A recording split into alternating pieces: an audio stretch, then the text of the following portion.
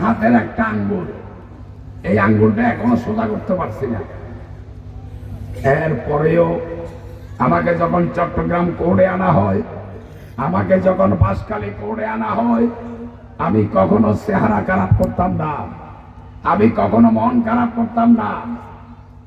কোর্টে আনার সময় প্রিজন ভ্যানে সামনে পুলিশের গাড়ি এসকর্ট, পিছনে ডিবির গাড়ি এসকর্ট, পুরো একটা প্রিজন ভ্যানে আমি একজন লোক, আমার হাত বাঁধা, আমার পা বাঁধা, পায়ে ডান্ডা বেরি, হাতে করা, গাড়ি স্টার্ট দিলে আমি গড়াগড়ি খেয়ে পিছনে বাড়ি খেতাম, আর গাড়ি যদি ব্রেক করে আমি গড়াগড়ি খেয়ে সামনে ধাক্কা খাইতাম।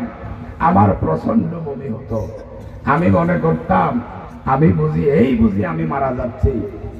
এরপরেও বাঁশখালী কোর্টে নামার সময়, চট্টগ্রাম কোর্টে নামার সময় আমি হাসি মুখে আমি নামতাম।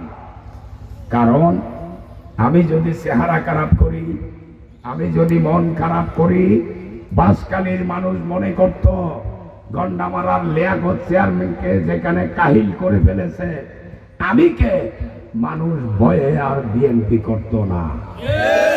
সেই জন্য আমি হাসি খুশিতে আমি সেখানে নামতাম। শুধু তাই নয়, আমার ছোট বাচ্চা ছেলেটা মাঝে মধ্যে কোর্টে আমাকে একদিকে টানতো, পুলিশ একদিকে টানতো।